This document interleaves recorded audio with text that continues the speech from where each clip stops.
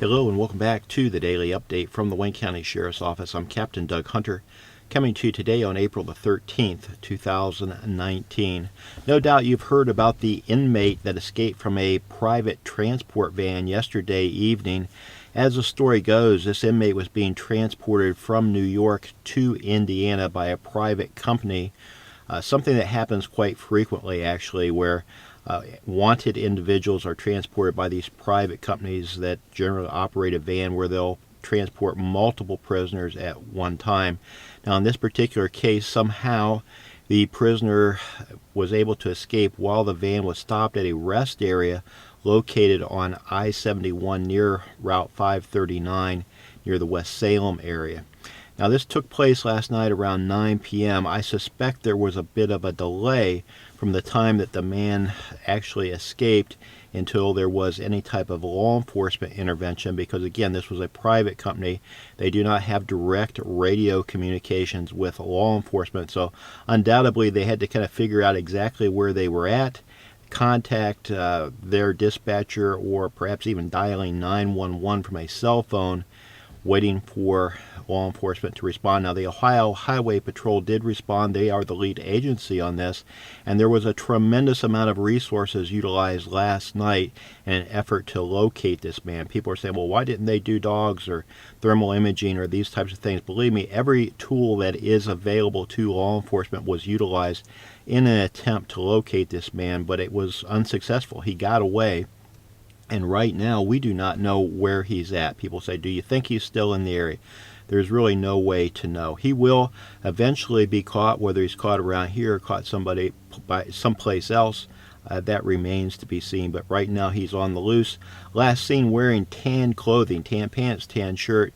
He had a waist chain on, which is essentially a chain going around his waist with handcuffs, keeping his hands down to his waist. He was also wearing a set of leg shackles, but apparently had been able to get at least one of his feet out of the leg shackles. I say at least, he only has two, right? So one of his feet was out of the leg shackles when he was fleeing on foot. Again, probably had a pretty good head start before law enforcement was notified, and of course then had to respond to the scene. So keep your eyes open for this fella. Again, we do not know where he's at. The private companies that do this type of work, this is a very frequent thing.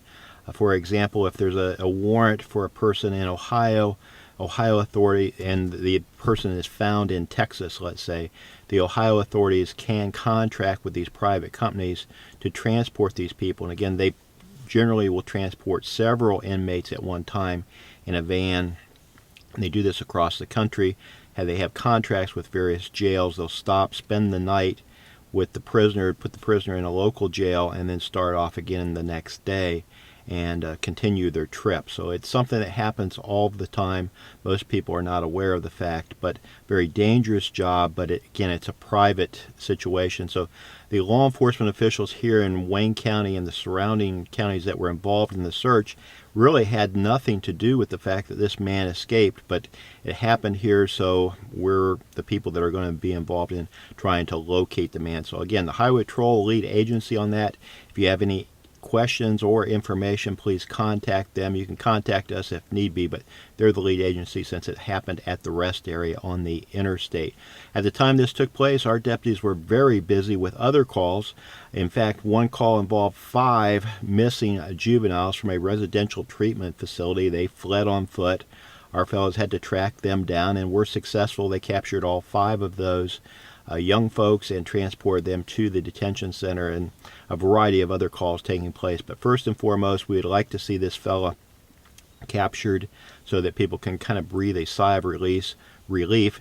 No real reason to believe he's extremely violent or anything. His offenses seem to center around theft offenses and fleeing from law enforcement. So that's his background. Of course, you never know when people get desperate what they might be capable or willing to do. So be vigilant, keep your eyes open, contact us if you have any information on this particular case. We'll do our best to keep you posted.